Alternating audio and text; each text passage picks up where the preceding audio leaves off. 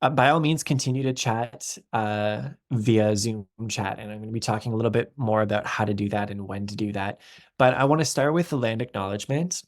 I'm calling from Toronto, and nobody, I'm sure, will be surprised to know that Toronto's been a gathering place since long before European settlement. And in Ontario, at least each year, we recognize Treaties Recognition Week.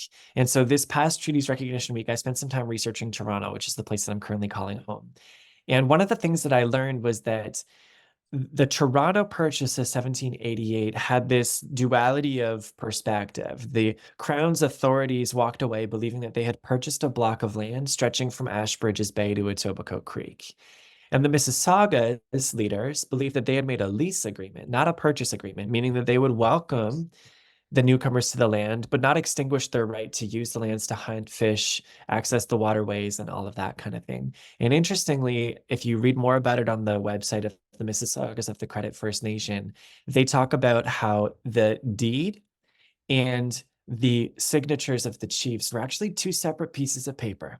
The signatures were affixed to the blank deed after the fact. So what I'm getting at is that beyond this being the traditional territory of the Mississaugas of the Credit, the Anishinaabe, Chippewa, Haudenosaunee, and Wendat peoples, it's also a place of treaties, and not just treaties, but broken treaties. And as a settler today, I'm part of that history and its continuation into our present society and culture. Next Shaman always tries to avoid tokenistic land acknowledgements, because in everything that we do, whether it's gender-based violence prevention or just it being in relationship with people, the actions that we show speak louder than words. So part of that is that anytime that we're paid to speak or be part of a facilitation opportunity, we set aside part of that as a donation to a local Indigenous organization. And I'm not saying that to toot our own horn, but just to sort of say, um, maybe it's worth thinking about. First of all, what do you know or do you stand to learn about the place that you call home and the treaties that may or may not have shaped it? And also, what does it look like to be part of truth and reconciliation in just, everyday small actions? One more thing is just that I chose, yeah, I mean, I didn't put a map of Toronto. I put a map of residential schools in Canada. And that's just a recognition of the continuing generational trauma of residential schools. We're going to be talking about, like, first of all, rites of passage, which in many ways are based on and influenced and still informed by Indigenous ways of knowing. We're also talking a little bit about sort of camps. And Next Shaman is kind of doing a bit of like a sleepaway residential, whatever you might call it, wilderness expedition. And it felt like acknowledging, residential schooling as, again, a continuing form of trauma within our national landscape was part of our due diligence of getting this started. And to recognize that as people who care about young people, we've got a duty to use our positions both as parents, guardians, and youth workers to challenge systemic racism and oppression. Yeah. So the invitation, if you want to, by all means, do a bit of a check-in of where you're calling from. If you want to participate in a land acknowledgement yourself, you're welcome to do so. We're going to do two more things before we get underway. I'll introduce myself. I'll introduce the organization, Next Gen Men, which is familiar to some of you, but not all of you. Then we'll share an agenda, and I'll talk a little bit more about how we're going to be using the Zoom chat feature to make this a bit of an interactive webinar over the next 90 minutes. First of all, about myself. My name's Jonathan, and some of you might be familiar, some of you probably aren't. My background's in education, and I spent a couple of years as a teacher while realizing my passion is uniquely supporting boys' well-being and challenging gender-based violence. On top of that, I've also got a passion for wilderness experiences.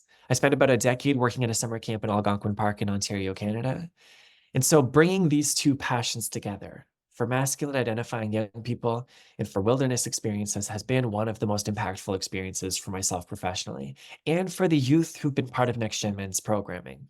So I'm excited to share about that and to also just be talking about the development of boys as they become men. Before I talk about Next Gen Men, I just want to acknowledge that as I've been practicing this like webinar and that kind of thing, I've kind of been dancing between gendered language and non-gendered language.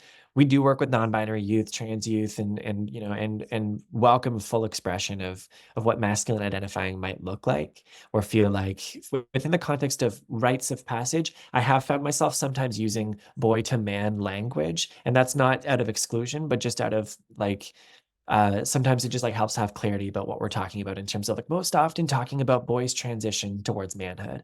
But again, that's not the exclusion or you know out of a lack of inclusion for for other gender identities and experiences. So a little bit about next gen men. Some of you might know this, and you know, and here's maybe a fun like snapshot of the organization that tried to do this in a little bit of a different way.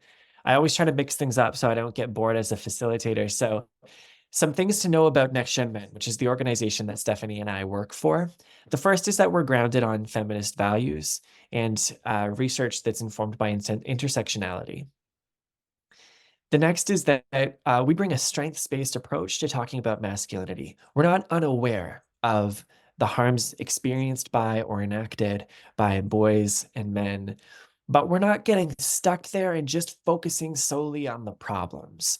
Sometimes I phrase it like this: we don't focus on boys as problems to be fixed, or even as allies for girls and women, but as shared stakeholders in the movement for gender justice. That being said, young people are the center of everything that we do. It's why we call the organization Next Gen Men, because we're building up the next generation of people who are going to be carrying forward the torch of gender justice and gender-based violence prevention, again, both for themselves and for the people around them. And lastly, we recognize that relationship is the medium through which we do everything that we do. Nothing happens without a direct connection. And that's part of why it's really exciting to be connecting with a group of adults who hold the most important relationship in a young person's life. So thank you for making the time today. In terms of what to expect for the next, I keep saying 90 minutes. I mean, we're already past that, but for the next hour and a bit, first of all, we'll start by getting on the same page about what we mean by positive masculinity, how it can be understood alongside ideas like, I'll put this in quotation marks, toxic masculinity and precarious masculinity. And we'll talk more about those words shortly. Then we'll dial into rites of passage, what they look like, how they're missing for boys and young men today, and in particular, how Next Gen Men has designed trips built around the rite of passage framework with intention and purpose for boys' positive development. We'll talk about, yeah, that in a little bit more detail, in that if we nurture authentic connection and challenge, we can create a transformative experience for masculine identifying youth. And we're typically talking about, young people around ages 12 to 15 who are beginning to think about themselves potentially as young men. And lastly, we'll finish with a question and answer that's ideally around 15, we'll do 15, 20 minutes of questions and answers because we want to make sure that we're like speaking to where you're at and helping you overcome challenges or obstacles or things that you're thinking about. So we'll have some time for that as well. Do spend like whether you put it directly in chat as I speak, Stephanie will like make a note of that. Like anytime you have a question, you're like, wait, say that again, or that didn't make sense. Do put it in chat or just think to yourselves so that, you know, by the end of our sort of hour, you'll have a chance to, you'll have a bit of clarity on what you might want to ask. So keep that in mind. That's coming forward. And in terms of Zoom chat, Next Gen Men's pedagogy is not actually lecturing. We are doing a bit of a lecture style presentation, knowing that everybody, for the most part, is unfamiliar with each other. And so coming off of mute or going into breakout rooms, like that's not necessarily where like we're all feeling at the end of a work week. So we do want to be interactive without putting too much onus on you in terms of like, you know, taking off mute or taking off video and that kind of thing. And so we're going to be leveraging Zoom chat. There's going to be different moments where I encourage, like, I'll say, okay, we're watching this video, put, you know, your answer to this question in Zoom chat. And I'm aware that there's often a bit of a delay as people type out some of their answers. So there'll sometimes be like a 10-15 second delay and that kind of thing. But I do really want to encourage you to be interactive, to participate, to engage and share your thoughts. Because if it's just me talking to Stephanie, I mean, we have some amazing conversations, but we do want to hear where you're at and what ideas you have. And make sure that you're also participating and making this a rich learning experience for you rather than, multitasking or, whatever. Please do consider it an interactive learning experience. So with that, if there's any questions right away, do let me know. But other than that, we will get started. And one thing I want to do as we kick off is head to Zoom chat and recognize that none of this is hypothetical. This is not theoretical. This is directly informed by and motivated by real young people in our lives. Most often, probably, they're kids that, are probably in our home right now. They might be kids in our neighborhood, in our extended family, in our classrooms or programs or camps. So the invitation is go to Zoom chat and just put in the initials of a young person that you want to ground yourself on thinking about this young person today.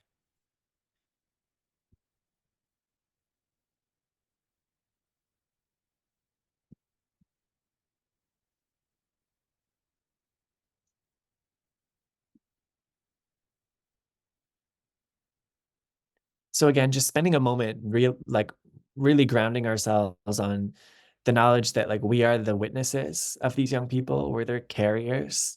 Um, and yeah, and as much as like I'm going to be talking about research and theories and different stories, like again, this is all about those young people that we're holding in our hearts. Thank you. Now stay on Zoom chat because we're going to play a video. The video is from a video game. I'm actually not even sure what video game it is, if I'm being honest. It's a group of young men playing a video game together. And I've labeled the slide toxic masculinity. I wouldn't actually describe this video clip as toxic. I would describe it as stereotypical. And so the questions for you to contribute in Zoom chat are, what elements of stereotypical masculinity do you notice? Whether it's in, what they're doing, how they're doing it, how they're speaking together, what they're talking about, that kind of thing. And then we'll talk about, do you think this is a healthy or unhealthy conversation? And it's not a right or wrong answer. This is just sort of getting our minds in the room and starting to think about where boys experiencing different expectations and narratives related to masculinity, what they might be experiencing. Would you guys be there for me if I was going through something? No. Nope. Absolutely not. I hope it sucks whatever you're going through. I hope it sucks. What the fuck? I hope it emotionally scars you for the rest of your life. I hope you reach out to me so I can ignore you.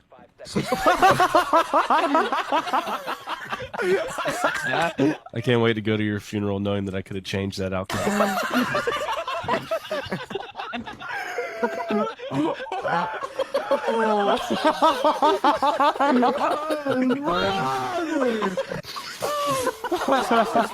What the hell? Shit got real quick. I was just asking if you wouldn't be there for me.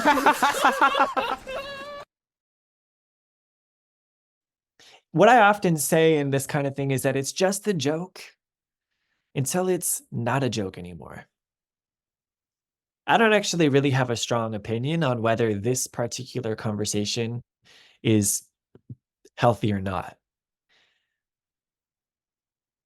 Because we don't really know what exactly is the context, right? What exactly does their friendship look like? It might be unhealthy in that they're laughing it off like someone's written here. They might be stigmatizing mental health, right? And making it harder to communicate about something that someone is genuinely going through. It could also be the case, and I kind of like to believe this about this group, is that they're actually such good friends that they all know it's a joke, that they all know they're okay to talk about mental health, and they're actually poking fun at the stereotypical expectations of what it means to be a man. That's kind of my hope, that they're all really on the same page. I find myself curious to know what their friendship sounds like outside of this joking conversation. Like, does it stay just at that surface level, or do they go deeper? And if they do go deeper, how do they do that? And when?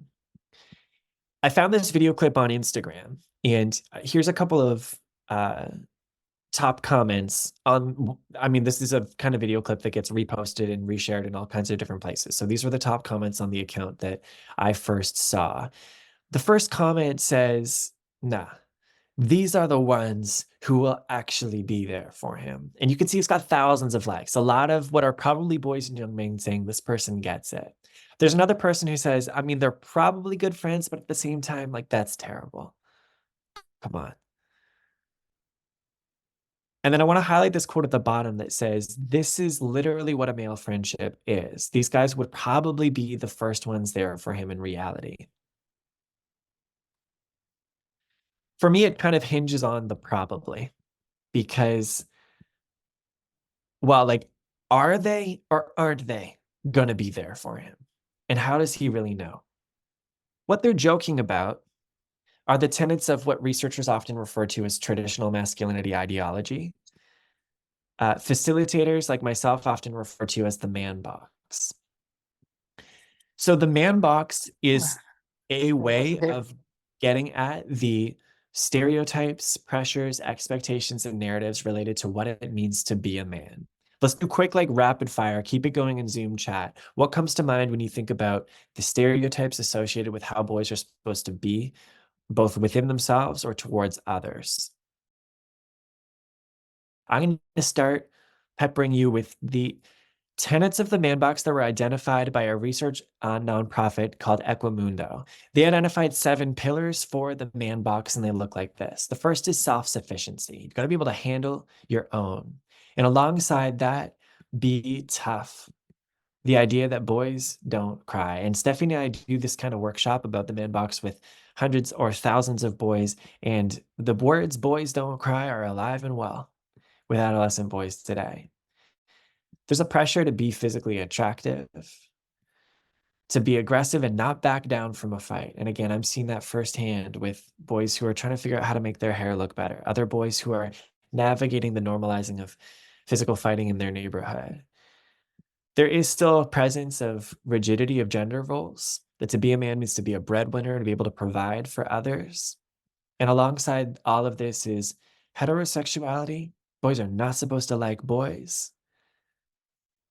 And hypersexuality. The boys are supposed to be able to get girls.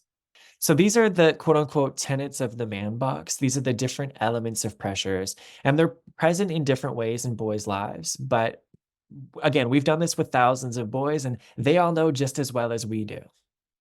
And that's actually interesting. And I'll say this often to boys themselves. Like, this is actually really thought provoking because no one ever actually told you. Like, no one sat you down and gave you like a book and said, here are the rules to manhood, right? You never took a class identifying this is what it means to be a man. And yet we all still know. And we do, like, we did this last week with 6th graders, right? At age 10 and 11, and they know just as well as anybody what's expected for them as they become men. So this is getting at toxic masculinity, which is not a useful phrase. And we'll unpack that in like 5 to 10 seconds. One thing that I do want to say about toxicity is that it actually interests me a lot because the human body is designed to resist toxicity. I've written this in a couple of blog posts. As some of you follow Next Gen Men, you might have seen me going off about this before, but like a single cigarette is not going to give you cancer. It's when that's all you're breathing in day after day that it becomes dangerous. And sometimes the way that I think about this is like stepping stones across a river. Boys are going to get wet. They're going to spend time in that river, if we think of that river being the toxicity. But how are we as parents, guardians, educators helping them resist the current? Can we equip them with the right shoes, right? Or help them look for the right stones? Can we make sure that they're helping each other balance or dry their shoes out after they get wet? So again, toxicity isn't about combating really, really viscerally the like toxicity that's present, but maybe just a little bit more so being aware of and present within how boys are interacting with that toxicity, and making sure that they're given opportunities to have a breather, right? And also develop their resistance to it. I would like to hear before we get to the next piece, like can anybody identify what do you like or dislike? And in particular, what do you dislike about the phrase toxic masculinity? The first is that it's really polarizing. Like a lot of people have heard the phrase because it's so ubiquitous as a hashtag or a headline, and they've made up their mind about what it means. And usually it means something either really good or really bad. And in that way, it's a bit of a conversation stopper rather than a conversation starter. A couple people have identified in the Zoom chat, it also is like deeply entangled with masculinity itself. Like a lot of people interpret it, and I'm not saying this is wrong, a lot of people interpret it to mean like men are toxic too. And that can be really difficult when trying to like connect with and engender the best within the next generation of men. One of the analogies that I came up with recently is that it's kind of like toxic masculinity is kind of like you're trying to build a house, and like an architect tells you, well, look, don't burn the house down, which is hilarious, right? Because you're like, I'll try not to, but that's not a blueprint. That is not helping me build what I'm hoping to see in the world. Which brings us potentially to a different way of thinking about these pressures and expectations of masculinity that's called precarious masculinity. So this comes from this comes from research. In a particular, we're drawing on two researchers, Vanzello and Chu, who kind of posited this idea of boys and men experiencing the possibility of their identity or their status being called into question at any time. And that meaning that they needed to be ready to prove themselves whenever it came up as a question. Let me put it like this. First of all, has anybody not heard of bridge jumping as like a pastime of like rural youth? I don't know how common it is in 2024, but like rural youth when I was growing up in the 2000s. Has anybody not heard of bridge jumping? To say, okay, there's a couple of people that haven't heard of it. So really simply, it's exactly what you think. There's a bridge over water. Hopefully the water's kind of deep and the bridge is kind of low. You jump off the bridge into the water and go swimming. And it's just like a classic way that like semi-rural youth will spend their time in the summer. At least they did in the 2000s when I was growing up.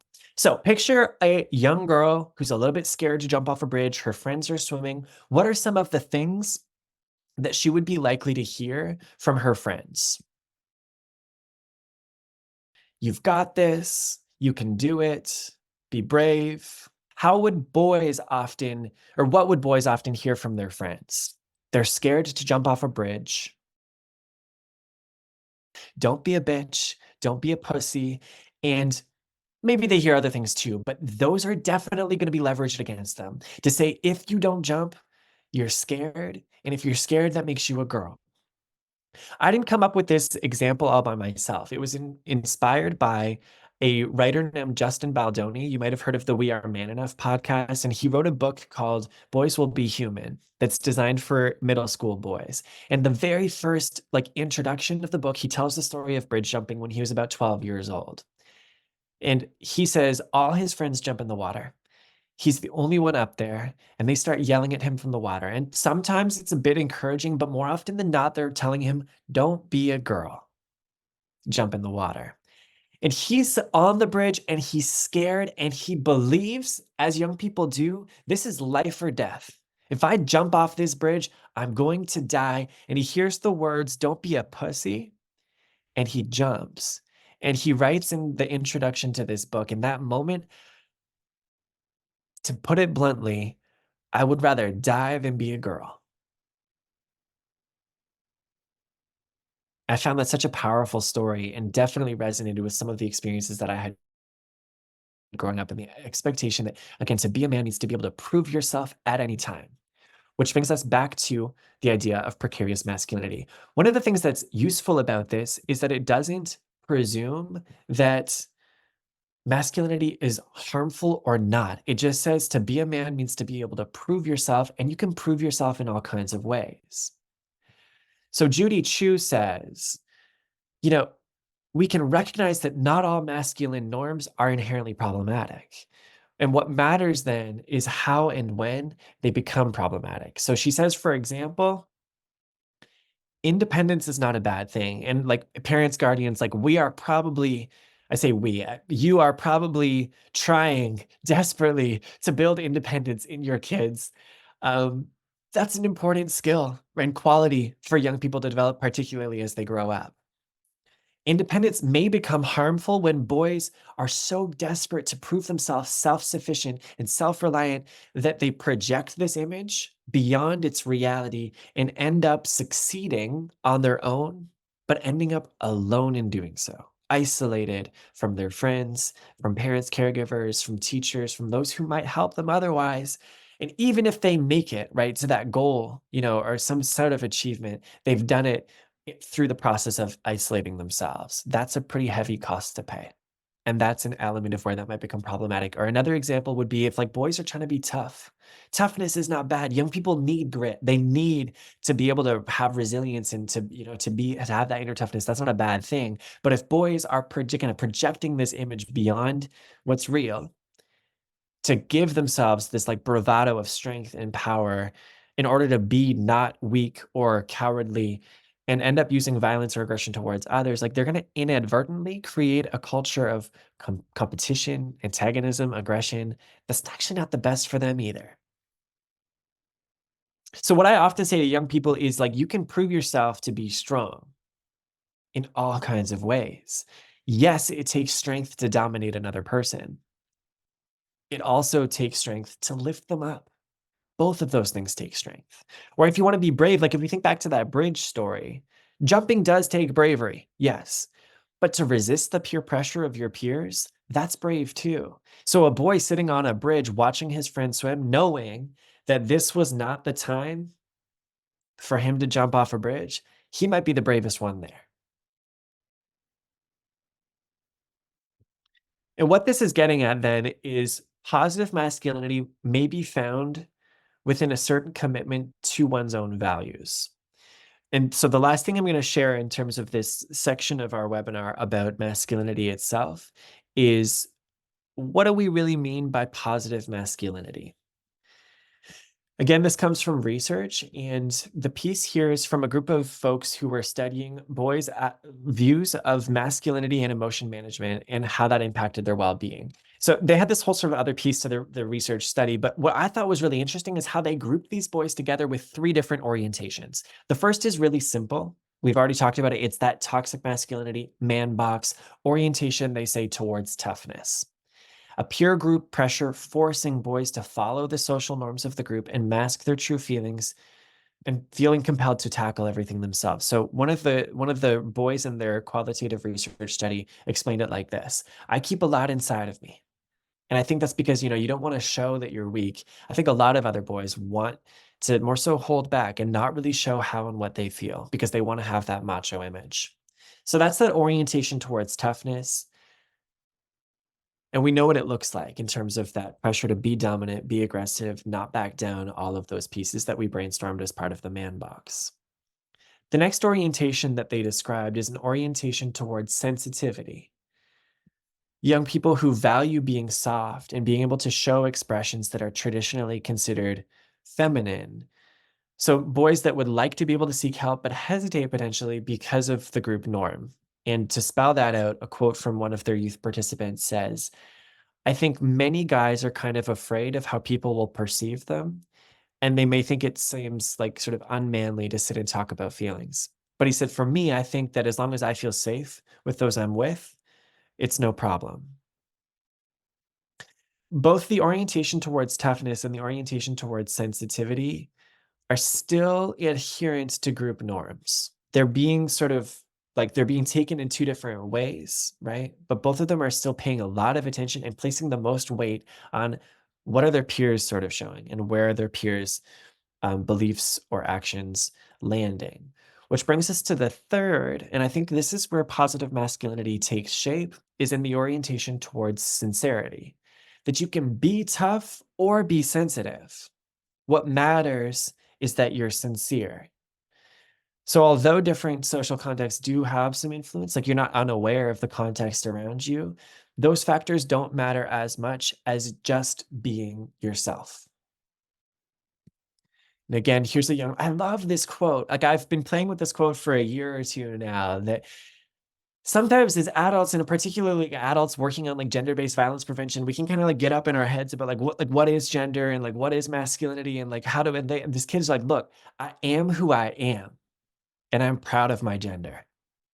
And he says, I actually know exactly what this means for me. It's really masculine to show respect to everybody. I think young people carry a lot of wisdom, and sometimes they can say this, yeah, with more clarity than we do. And so I also want to play for you this audio clip from a young person who went through a really transformational experience with me. When I met him, he was engaged in some really serious bullying and perpetration of violence. Like to be blunt, like a kid ended up in the hospital with 4 broken ribs, and they were navigating the juvenile like detention system, that kind of thing. And he kind of put the brakes on and said, like, this is not the kind of person that I want to be. I'm not happy with who I am when I'm with this group of friends, and I want to try to figure out how to change that. So we did this podcast series called Lewis's Story Together. And this is an audio clip towards the end as we're reflecting on, what he's learned through this process. I don't know. I don't know why you can't be both. I mean, why does it have to be one or the other? You can kind of just be whatever you want to be. And it doesn't make you not a man. Or not a boy.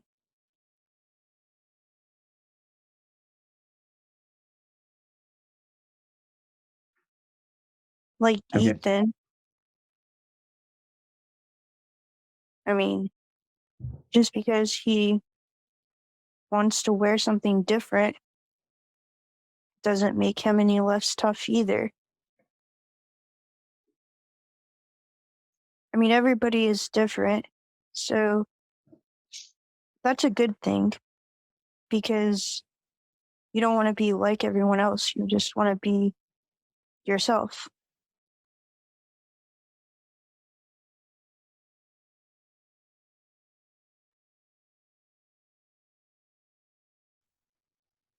Before I keep going, just sending positive vibes to Lewis, whose story continues, even though it's not on a podcast. And so just sending him appreciation for the wisdom that he has shared and continues to. So an orientation towards sensitivity means that boys might just be themselves. And that's why at Next Gen Men, we actually, when we started, some of you who've been following Next Gen Men for a long time might know this. When I started, we talked like the mission statement and things like that had to do with redefining masculinity. We've actually intentionally moved away from that because what we talk about more often is an expansion of possibility, that you might be strong and be tough at the same time as also being gentle and sensitive. And those things can coexist in a young person. What matters is, can you also orient yourself towards positively impacting yourself and others? They can. But it is hard to do that or to figure out how to do that all on your own. So that brings us to talking about rites of passage.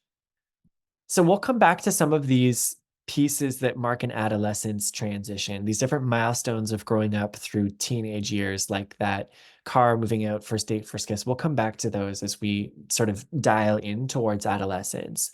At this point, I just want to make clear that we have always had and continue to have rites of passage that are deeply embedded in our society. So when we're talking about rites of passage, we're not talking about something new. We're not coming up with anything new at all, but something very old. I mentioned this being based on indigenous ways of knowing and traditions that have been part of, our human civilization and experience since time immemorial. Again, we will come back to the fact that, okay, a wedding or a funeral, like those traditions are very much alive and well. Adolescence, what are those traditions, and are they as alive and well as those other more formalized parts of transition in our society? We'll come back to that. The term rites of passage was popularized by a French ethnographer Some of you might know some of this already. I think it's really fascinating to like ground ourselves on like, where is this coming from? So this ethnographer, Arnold van Gennep, did a lot of work. It was like his life's work researching different ceremonial patterns and cultural practices that accompanied a passage from one situation or social identity to the other. His metaphor I love metaphors if you can't tell already. And the metaphor that he often used was, if you picture a room and you have this room and that room, the passageway in between, right? That hallway, that's where the rite of passage takes place. And he wrote all about this in a book called Les Rites de Passage. Check out that French accent. Thank you very much. Published in 1909. So this goes back to, in terms of like our way that we're thinking about it now, goes back to the early 20th and sort of mid 19th century, of like researching what can we observe and what can we, I guess, learn from the traditional cultures that are around us, both historically and contemporarily. I don't know if that's an adverb or not. Contemporarily doesn't sound like an adverb, but I appreciate your patience with the word that I just made up. Van Gennep identified three main stages that he said were like distinctly visible in all kinds of different cultures around the world. Interestingly, these stages are like also visible if you think about weddings, funerals, what did I say, graduations, coronations, like they are visible and when you think about them as well. For the sake of staying on topic, I'm going to describe them within the context of what a different researcher named Arne Rubinstein refers to as the boy to man rite of passage. Rubinstein posits that this was often perceived as one of the most important rites of passage in traditional cultures and societies. I don't know if we want to like dial in that hard into that, but it was a significant element to how people for a long time have perceived boys' development into men. So the first stage in Van Gennep's framework, I guess we could call it, or description of rites of passage, is the stage of separation, a departure from their familiar surroundings and identity so that something new can take shape. I kind of would say like you can't take on a new role or become someone new in the exact same context that you spend every day. For sure in like our current society, because there's a lot of distraction. There's phones, internet, TV, all that kind of thing. Also because there's relationships and sort of pre-existing assumptions about who we are that hold us to that, right? And so stepping away from those existing relationships and perceptions make it possible for things to change. The second stage is a transition, which Van Gennep describes as a liminal space, so a space in between. And in this space, Rubinstein describes there being two main things taking place. The first is shared storytelling that passes on lessons, cultural values, that engages youth in a reflection on who they've been and who they're becoming. The second piece to it is an authentic challenge that pushes them outside of their comfort zone and marks the beginning of when they became something different than what they were before. Because if your past self wasn't capable of what you just did, your new self has new capabilities, an extended capacity, new stories, new relationships, and importantly, new responsibilities. Which brings us to the third stage, which is the return. I can't remember if this is from some researcher or if I just made it up myself, but the way I usually say this is you can't see yourself without having been seen by somebody else. Right. And you can't change if no one around you hasn't acknowledged that you've changed. And so the return is about honoring that transition and reintegrating with the community that you're part of, but not quite as the person that you were before. I was going to conclude. So what we're going to talk about next is, okay, what about boys and young men in particular? And I was going to sort of conclude this or transition this with that quote. You've probably heard this before. If a child isn't embraced by the village, they'll burn the village down to feel the heat. It is salient. I just couldn't bring myself to use a quote that is attributed to an African proverb. I was like, I just can't. I can't do that. And so I picked up this quote from, it's actually from Victor Hugo, who wrote Les Miserables. And there's this, it's different in French, but by and large, the quote is, there's no such thing as weeds. No, they don't exist. Bad men, there's no such thing. There are only bad cultivators. I pulled this from a French film that I watched recently. It's also called Les Miserables. It's not Les Miserables, it's just called Les Miserables, and it's inspired by the 2005 Paris riots. If you think you might watch it, cover your ears for like 15 seconds. I do want to tell you how it ends. Just a snapshot of the very last piece is a young adolescent boy holding a Molotov cocktail, staring into the eyes of a police officer who's drawn a gun and is pointing it straight at him. That to me was a really powerful visual of what might happen and what does happen when young men aren't supported, when their well-being isn't safeguarded, when their development into the best possible versions of themselves isn't given a blueprint. This young kid like really felt resourceless and helpless, and he had been hurt a lot. Arna Rubinstein describes two different kind of things that we see. We don't have and maybe this is obvious, but maybe not. Like, we don't have clear formalized rituals that transition a boy into a man. We've described some of them. Is it getting your first job? Is it graduating? There's some, religions and that kind of thing that do have like entries into manhood that are reflected within their like religious context, but there's still a sense of missing for a lot of boys in our society. And Arden Rubinstein says there's two kind of things that we see. The first is men who are still guided by boy psychology because they haven't transitioned effectively into men. I didn't write it in a slide because I was like, I really don't want to dwell on this, but I will quickly rapid fire tell you the like 4 or 5 different characteristics of boy psychology. And in Zoom chat, tell me who they make you think of. I'm trying not to be political about it, but if it makes you think of somebody, I would love to know if it's not just me. He said, boy psychology looks like this. I am the center of the universe and I need constant acknowledgement. Other males are competition and power is for me. I will live forever. I take no responsibility for my actions. I am ruled by my emotions. These are things that are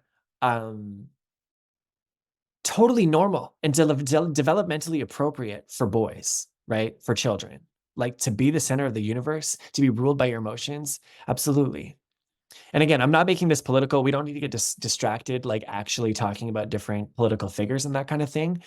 But maybe I'll say, for example, Andrew Tate. Like, I think of Andrew Tate, when I think of that idea that males are competition and power is just for me, and I won't take responsibility for my actions, like there are definitely elements of this at play around us, whether that's politicians, pseudo internet celebrities and influencers, or even just like the people down the street, right? We can see what boy psychology looks like. Next, Arna Rubinstein says, number 1 is boy psychology. And the next is boys and young men initiating themselves. He says, like, if we don't give them structures within this within which this transition can take place, they're going to develop their own. So I'm going to play a video for you. And again, there's questions to respond to in the Zoom chat. Basically, what does it look like when young men initiate themselves and come up with their own rituals, I guess we could call them, expectations of what it means to become a man, and what harms might be present when that happens. I'm not going to play this entire short film. I'm going to play the last sort of 60 seconds to it.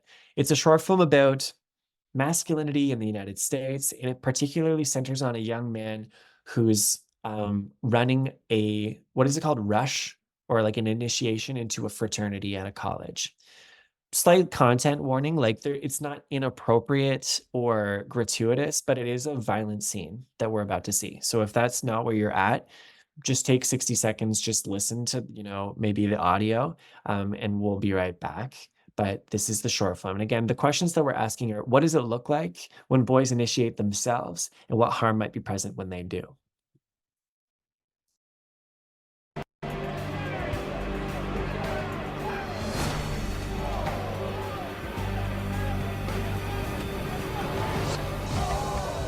In order to survive, a chameleon would change color to blend in with its surroundings. At a young age, I began to closely observe the people around me. The way they talked, the way they walked, what they said, where it got them. Now, I am no longer a person, but a set of social cues.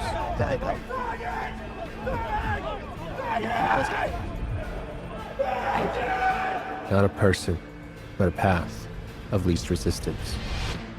I find that quote really powerful. I'm no longer a person, but a set of social cues. I'm not a person, but a path of least resistance. Essentially, some of the things that we see are hazing rituals that are present, whether it's in sports teams or fraternities or other male groups as teenagers head towards adolescence. There's pressure to hook up, right? To become sexually active or to get with a girl.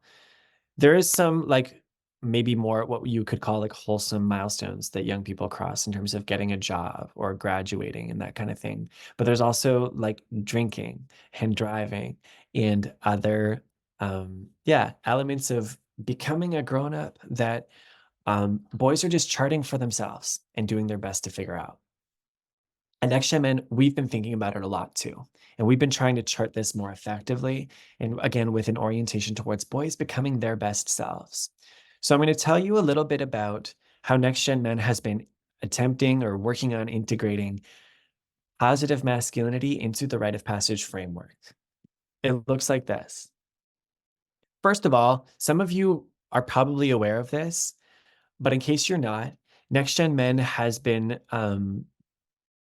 when Next Gen Men started, we were directly delivering and evaluating a grant-funded school-based program that lasted for several years. And you might remember in the spring of 2020, schools closed and we hit the drawing board to try to figure out how do we continue in our mission of supporting boys' well-being and helping them become better men when we're not with them in person in schools anymore. And boys told us, if you want to build community, we're doing that on Discord.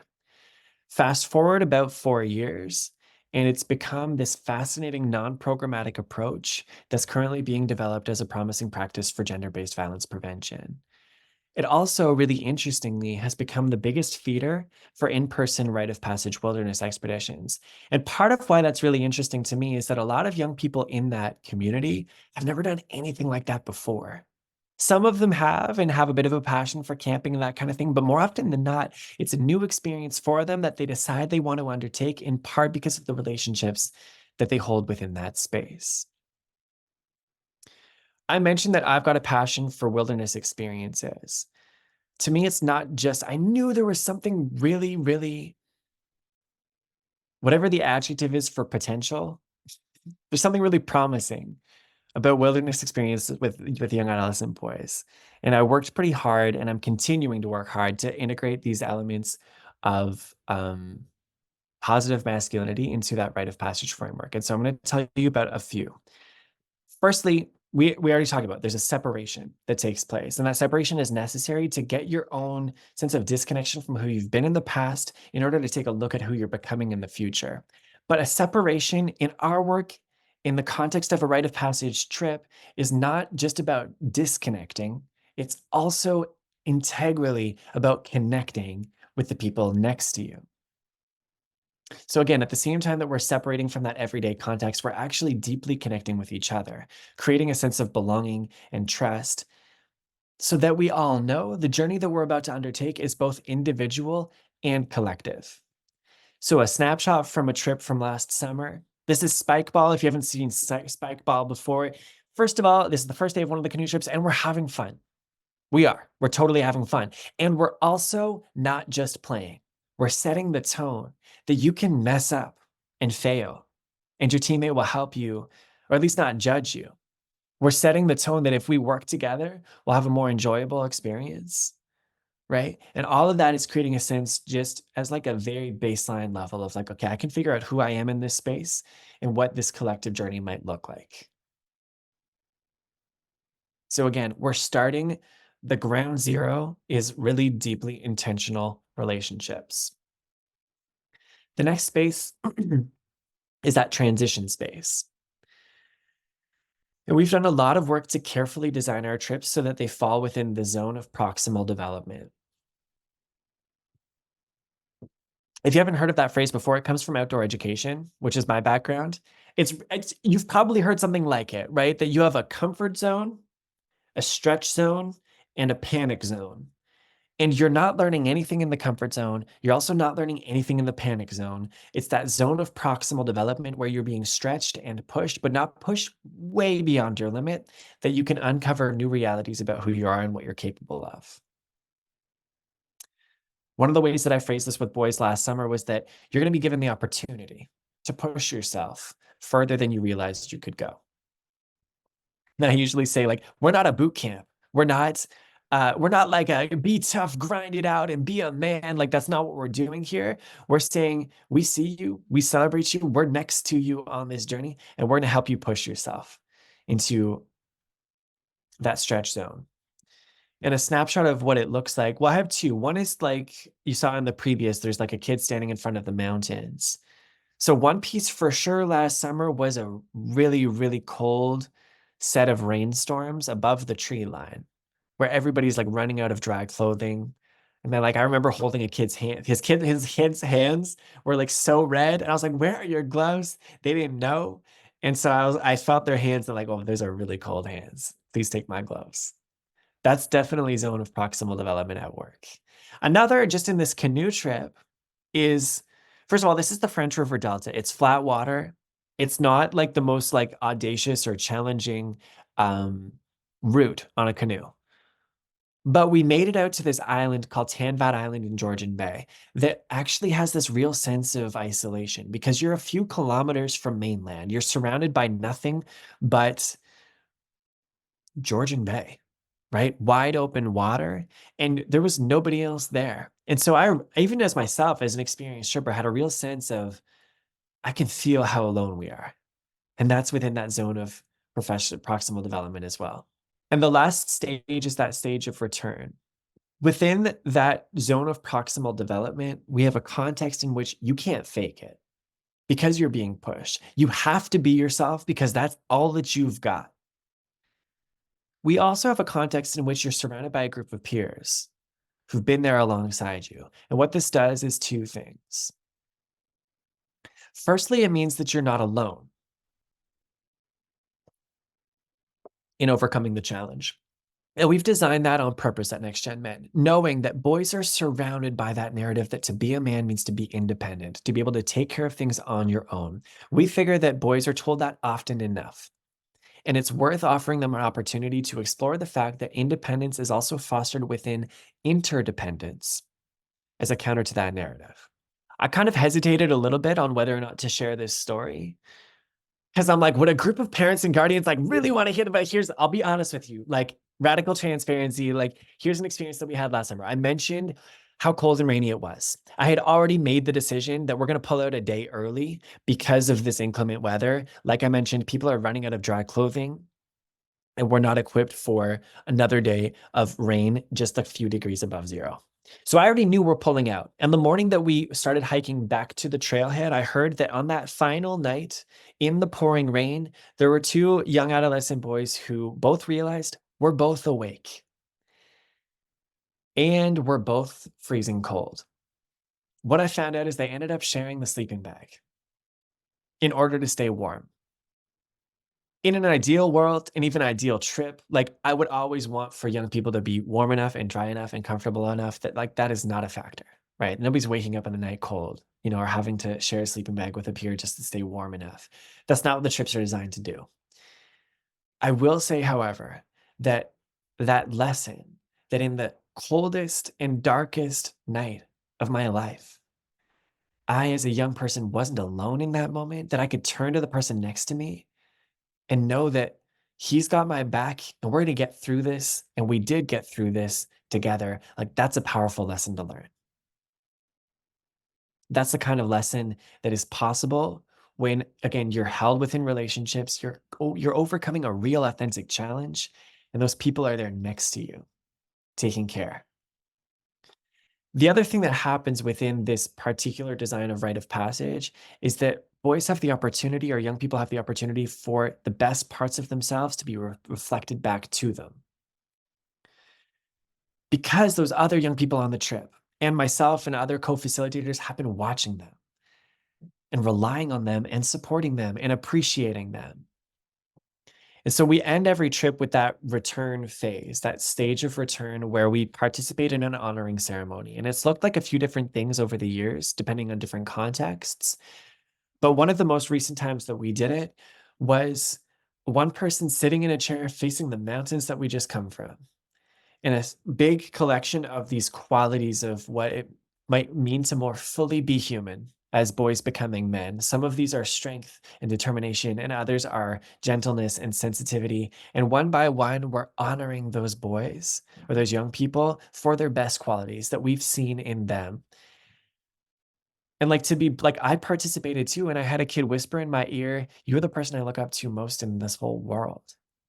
That made a huge impact on me. I remember it word for word almost a year later. And I know it meant a lot to other young people who participated in that ceremony because we dialed in and focused for 2.5 hours. Again, that wasn't by design. It's just what happened. We went so long and boys were so focused that we ran out of music. Like a kid had designed like an instrumental classical music playlist and we ran out. We did like the last 25 minutes with no music whatsoever. And young people afterwards described it as one of the highlights of their trip. This level of impact is possible within a carefully designed program. And that's not to say that like parents and guardians have to be sending their kids on like wilderness expeditions and trips around the world for this kind of thing to take place. But if there are mentors, extended family members, like youth workers who are thinking about how can I be part of this young person's transition and design some kind of rite of passage that removes them from who they've been, connects them to the people next to them, engages them in challenge, and then reflects back to them the very best parts of who they're becoming. Like we mentioned, there's multiple milestones to young people journeying towards adulthood. There are all these different moments that signal to young people that they're growing up, getting your driver's license, graduating, for sure, like engaging in like a sexual relationship for the first time. Like these are all different moments of adolescence as they grow, and they're helpful and they're wonderful in a lot of ways. Usually, like we can just put hope in the world that like they're not harmful and they're not scary or dangerous. I will also posit that a milestone and an experience that's structured through indigenous or not indigenous, but traditional ways of knowing and integrated with principles of positive masculinity, like that's going to do something unique in shaping them into the best version of themselves as well. And into the next generation of men that we so desperately need.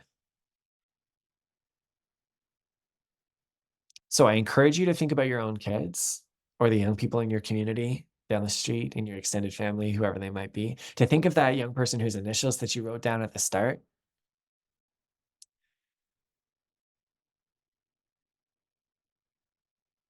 Yeah. And first of all, just like take some small piece of this with you and bring it to them. And also, I'll just say, like, we would love to have them involved in the Next Gen Men Boys Club Discord server. It's an ongoing, fun, and interactive space. Stephanie and I gave up participating in some evening activity with them in order to be here with you. So we'd love to have them join the Discord server. We'd love to have them as part of the Rite of Passage expeditions this summer that are taking place in Ontario and Alberta.